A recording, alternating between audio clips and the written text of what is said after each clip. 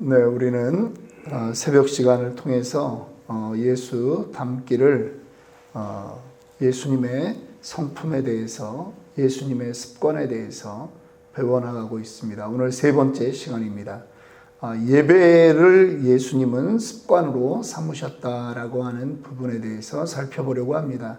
예배에 대해서 말씀 나눕니다. 지난 시간에는 전도와 또 기도에 대해서 살펴보았습니다. 오늘 본문 누가복음 2장 46절로 49절의 말씀 우리가 함께 읽었는데요. 우리 한국 남자들은 군대를 모두 다 갑니다. 그런데 군대 가면 가장 먼저 하는 것이 있습니다. 그것은 무엇이냐 하면 차렷, 열중샷, 경례, 그리고 앞으로가 뒤로 돌아가 이런 것을 배웁니다. 제식 훈련이라고 합니다. 이것을 밥만 먹고 계속 하는 것입니다. 제 친구가 육사에 들어갔습니다. 육군사관학교 들어갔더니 그 우수한 인재들을 데려다 놓고 한 달 동안 걷기만 시킨답니다. 그런데 한 달이 지나니까 걷는 폼이 자기가 봐도 멋있답니다. 그래서 한 달 뒤에 대통령 앞에서 육사 입학 행사를 하는데, 행진을 하는데 이게 TV에 방송이 돼도 아주 흠이 없을 정도로 멋지게 그렇게 걷는다는 거죠. 군인들은 평생 이 걷는 자세, 그리고 서 있을 때 바르게 차렷, 또 열중 쉬어 하고 상관이 연설을 할 때 그러한 자세들이 필요합니다. 국군의 날 열병식 하는 거리 행진들을 우리는 기억할 것입니다. 멋있습니다. 그런데 그게 다 단순한 몇 가지 행동이라고 하는 것이죠. 그런데 그것이 무너지면 군인은 무너지는 자세입니다. 바른 자세가 되지 않습니다. 성도의 기본 자세는 무엇일까요? 성도에게 기본 자세가 있습니다. 그것은 바로 예배입니다. 예배가 흔들리면 우리 신앙의 전반이 흔들리게 되는 것입니다. 어느 때부터인가 벌써 우리 한국 교회의 예배 문화들이 무너져가고 있습니다. 편의주의적으로 예배합니다. 자기중심적으로 예배합니다. 아예 그 기본 동작이 무너져 있는 것들을 보게 됩니다. 예배의 영성을 죽이는 일들이 그렇게 일어나고 있습니다. 주일 성수의 전통은 이미 무너졌습니다. 공예배조차도 이제는 시간을 지키지 않습니다. 때로는 공예배가 뭐가 그렇게 중요한가, 내 마음이 중요하면 되지, 그 정도로 생각하고 넘어가는 그러한 경우도 있다는 것이죠. 오늘 우리가 읽었던 누가복음 2장 46절로 49절의 말씀은 예수님이 6월절 예배를 예루살렘에서 드리고 내려갈 때 예수님이 사라졌던 그러한 미아 실종 사건에 해당되는 이야기입니다. 많은 유대인들이 예루살렘 6월절이 되면 예루살렘에 올라가서 예배를 드립니다. 갈릴리 지역에서도 오고 또 예루살렘에 있는 그 유대 지역에서도 올 뿐만 아니라 디아스포라 유대인이라고 하는 저 소아시아 근처까지 나가서 살고 있는 그러한 유대인들이 이 6월절 때는 전부 다 예루살렘에 올라옵니다. 혼자 오는 것이 아닙니다. 일주일간의 그 행사에 참여하기 위해서 집안 사람들, 동네 사람들 다 바리바리 자기네들 이불 싣고 솥단지 싣고 그렇게 예루살렘으로 향하는 것입니다. 기록에 의하면 예수님 당시에 이 6월절 지내기 위해서 그 지역에서 제사용품으로 사용되는 양의 숫자가 25만 마리라고 합니다.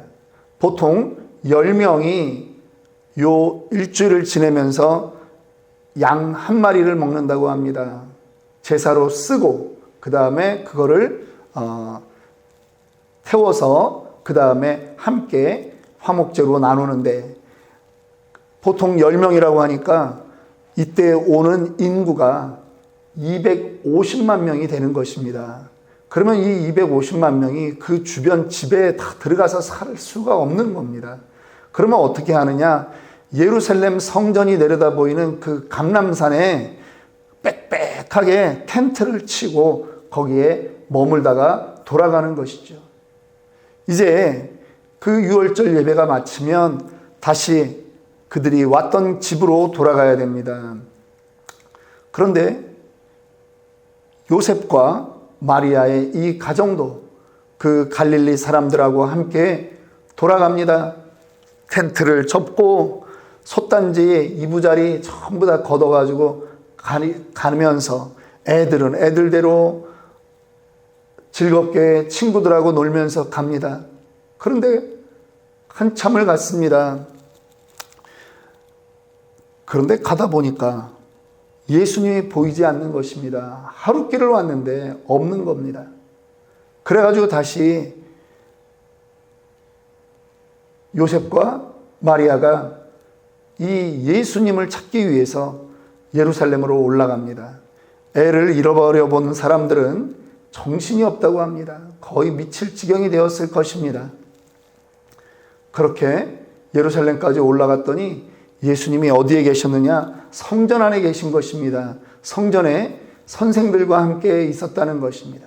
사흘 후에 성전에서 만난즉 그가 선생들 중에 앉으사 그들에게 듣기도 하시며 묻기도 하시더라. 놀라운 일이 그들 눈앞에 펼쳐졌습니다. 특별히 이 가정이 이제 예수님을 찾았습니다. 그런데 선생들하고 랍비들과 이야기하는 예수님을 보니까 마음에 안심은 되었는데 꾸짖는 것입니다. 성경에서는 꾸짖는 말을 조금 완화시켜서 아이야 어찌하여 우리에게 이렇게 하였느냐. 보라 내 아버지와 내가 근심하여 너를 찾았노라. 이 정도 했지만 실제 이거는 대단히 완곡한 표현이고 조금 더 세게 나갔을 수 있습니다. 그런데 예수님이 이렇게 대답하시는 것입니다. 예수께서 이르시되 어찌하여 나를 찾으셨나이까? 내가 내 아버지 집에 있어야 될 줄을 알지 못하셨나이까? 그렇게 대답을 하는 것입니다. 여러분, 예수님의 표현 가운데 두 가지 놀랄 만한 일이 있습니다. 하나님을 지금 내 아버지로 부른다라고 하는 것입니다. 성전을 내 아버지의 집으로 부르는 것입니다. 이것은 그 당시의 유대인 문화하고는 전혀 맞지 않는 것입니다. 구약성경 39권 가운데 아버지라고 하는 표현은 14번밖에 없습니다. 그것도 부르는 호칭이 아니라 그냥 문서상의 호칭일 뿐입니다. 14번밖에 나오지 않는 것을 예수님은 지금 나의 아버지, 이 성전은 내 아버지의 집이라고 부르는 것이죠. 큰 성전이든 작은 회당이든 예수님에게는 하나님을 예배하고 기도하는 집은 모두 아버지의 집이었고 그 아버지의 집이 삶의 중심이었습니다. 이것이 예수님이 최우선적으로 두는 습관이었던 것입니다. 이 성전이라고 하는 건물이 특별한 의미를 갖기 때문이 아니라 거기에 하나님이 임재하셨기 때문인 것이죠. 하나님은 물론 어디에나 계십니다. 우리는 그것을 신학적으로 하나님은 무소부재하시다 혹은 편재하시다 그렇게 말합니다. 그런데 특별히 하나님의 임재의 상징을 우리는 성전으로 보는 것입니다. 그래서 구약 성전이 갖는 중요한 의미가 있고 또 신약에서는 그 임재의 의미가 바로 예배가 되는 것입니다. 이 예배에 하나님의 임재의 그러한 의미를 우리는 두는 것입니다. 예수님은 특별히 요한복음 2장 17절에서도 성전에 대해서 성전 정화를 하면서 이 성전을 사랑하는 그것 때문에 주님이 죽게 된다라고 하는 그 성전 사모하는 열심에 그것이 다른 사람들에게는 죽음의 빌미가 된다라고 하는 말씀을 하신 적이 있습니다. 여러분, 우리에게는 이 성전, 이 예배당, 그리고 우리의 예배, 이것에 대한 거룩한 갈망을 안고 살아갑니까? 이 습관이 우리에게는 삶의 우선순위 맨 앞에 있습니까? 점점 오늘날의 시대는 예배가 우리의 우선순위에서 밀려가고 있습니다. 제가 우리 교회에서 늘 하는 말입니다.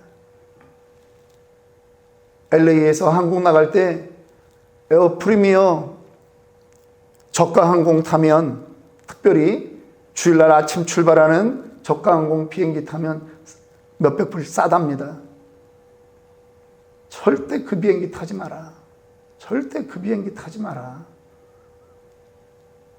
몇백 불에 예배를 바꿔 먹지 마라. 토요일날 비행기 타지 말라고 제가 그럽니다. 토요일날 비행기 타면 한국에 주일날 밤에 도착하거나 월요일날 새벽에 도착합니다. 아니, 예배를 어디 가서 드리냐고요. 예배가 기본이 되어야 돼요. 예배는 성도의 기본 동작입니다. 기본 자세가 흔들리면 인생 전체가 흔들린다는 것을 우리는 기억해야 합니다. 하나님은 분명히 약속하셨습니다. 두세 사람이 내 이름으로 모인 그곳에 내가 너희와 함께 할 것이다 라고 마태복음에 말씀하셨습니다. 그런데 이 말씀을 더 정확하게 살펴보면 내가 그들 가운데 있을 것이다 라고는 하는 미래형이 아니라는 거예요. 이것은 현재형입니다. 모인 그곳에 하나님은 늘 함께 하시는 거예요. 예배가 진행되는 곳에 하나님의 임재가 있는 것입니다. 하늘과 땅을 지으시고 우리를 위해서 자기 목숨까지 주신 그 예수님을 우리가 예배하는 순간 주님은 그 자리에 계시다라고 하는 것이에요. 그 주님을 만날 수 있는 특권이 바로 예배의 자리에 참여하는 사람에게 있다라고 하는 것입니다. 오늘 우리의 예배의 자세는 반드시 주님과의 만남에 그 초점이 맞춰져야 되는 것입니다. 주님의 이름을 부르며 기도하는 그 가운데 주님을 만날 수 있습니다. 찬양의 중심이 되시는 그 주님을 찬양할 때 찬양 중에 만나야 되는 것입니다. 사랑과 감사의 마음으로 헌금을 드리고 헌물을 받으시는 그 주님을 만나야 하는 것입니다. 말씀의 유일한 초점이신 예수님을 말씀이 선포되는 가운데 만나야 하는 것입니다. 그러므로 그분의 임재를 느낄 수 있도록 전심으로 찬양하고 집중해서 기도하고 임재가 느껴지도록 그분에게 나아가야 되는 것입니다. 말씀에 귀를 기울여야 되는 것입니다. 집중해야 된다라고 하는 것입니다. 집중이라고 하는 이 영어는 concentration이라고 하는 말입니다. 앞에 C-O-N 이거는 함께라고 하는 뜻이고 그 다음에 센터라고 하는 뜻이 있어요. 함께 중심으로 나아간다라고 하는 뜻입니다. 예배의 목적은요, 주님의 임재를 경험하는 것이에요. 예배를 성공적으로 드렸느냐 못 드렸느냐는 내가 집중했느냐 아니냐 일단 그것으로 결정된다라고 하는 것입니다. 예배의 모든 시간 안에 말씀을 듣고 찬송을 부르고 기도를 하는 그 모든 시간에 전심으로 집중해야 되는 것입니다. 그러면 예배를 통해서 우리의 모습을 보게 되는 것입니다. 이사야가 그러지 않았습니까? 예배의 자리에 나아갔다가 이사야는 그 성전에 임한 하나님의 영광을 보게 되었습니다. 그래서 거룩하다 거룩하다 거룩하다 그렇게 부르는 천사의 소리를 듣게 된 것입니다. 예배를 통해서 우리는 하나님을 만날 뿐 아니라 나를 보아야 되는 것입니다. 이사야 6장 5절에 고백하는 것입니다. 화로다 나여 망하게 되었도다. 나는 입술이 부정한 사람이요 나는 입술이 부정한 백성 중에 거주하면서 만군의 여호와이신 왕을 배웠도다라고 그렇게 자신을 깨닫게 되는 것이죠. 주님의 사죄의 은총이 우리의 모습을 깨달을 때 사죄의 은총을 받게 되는 것입니다. 주님 말씀하십니다. 내 악이 제하여졌고 내가 사하여 졌느니라. 이것이 예배가 우리에게 주는 축복이라고 하는 것입니다. 진정한 예배는 우리의 삶을 돌아보고 교정하게 되는 그러한 예배입니다. 그럴 때 예배를 통해서 우리가 변화되고 예배를 통해서 성숙해지고 예배를 통해서 거룩해지는 것입니다. 이것이 예배가 주는 축복인 줄 믿으시기 바랍니다. 예배는 그렇게 하나님을 대하는 것입니다. 부부가 오래 살다 보면 닮았다고 말합니다. 예배를 오래 드리게 되면 하나님을 닮게 되지 않겠습니까? 청교도 작가인 나다나엘 호돈이라고 하는 소설가가 있습니다. 그가 쓴 소설이 큰 바위 얼굴이라고 하는 것입니다. 어느 평화로운 시골 마을 그 산마루에 보면 준엄하고 자애로운 표정의 큰 바위 그 얼굴이 있는 것입니다. 사람의 얼굴 같습니다. 그리고 그 마을에는 전설이 있었습니다. 이제 시간이 가면 그 얼굴의 모습과 똑같은 사람이 나타나게 될 것이다 라고 하는 것입니다. 처음에는 황금을 모으는 자라고 하는 게더 골드라고 하는 부자 상인이 나타났습니다. 그런데 이 사람은 그냥 동네 사람들에게 동전 몇 푼 전에 던져줄 뿐 그는 자신의 재산을 탕진하고 마는 사람이 되었습니다. 또 어떤 장군이 왔습니다. 용기는 있었지만 사람들이 기다리던 그런 사람은 아닙니다. 어떤 정치인이 왔습니다. 언변은 능한데 그 역시 이 마을 사람들이 기다리던 그런 모습은 아니었습니다. 어느 날 시인이 왔습니다. 이 사람은 정말일까 했는데 이 시인은 스스로 말합니다. 나는 저 얼굴하고 닮은 것이 아무것도 없다. 그렇게 말하고 그도 이 마을을 떠나려고 합니다. 그런데 그가 말하죠. 그 마을을 지키고 있었던 이제 중년의 그 나이가 들었던 어니스트라고 하는 사람을 향해서 말합니다. 아, 저 어니스트라고 하는 사람이 저 큰 바위 얼굴 그 사람 아니냐. 이 어니스트는요, 그 마을에서 태어나서 그 마을에서 살았습니다. 젊어서도 큰 바위 얼굴을 보았고 늙으면서도 큰 바위 얼굴에 자신의 시선을 고정시키고 살았던 것입니다. 그 바위가 그에게는 안식이었고 위로였고 희망이었고 소망이었습니다. 그러자 어느새 그는 그 큰 바위 얼굴을 닮아가는 사람이 되었다라고 하는 것입니다. 여러분, 예배가 우리에게 거룩한 습관이 되기를 원합니다. 아침에도 그분을 바라보고 인생의 저녁 그 황혼 때까지도 그분을 바라보며 성공할 때도 주님 바라보고 어려울 때도 주님 바라보고 산다면 우리에게는 무슨 일이 일어나겠습니까? 주님 닮아가는 일이 우리에게 일어날 것입니다. 이것이 바로 예배자의 특권이고 예배자가 받는 축복인 것입니다. 예배를 거룩한 습관으로 주님 닮는 습관으로 삼는 일생을 살아가기를 주님의 이름으로 축원합니다.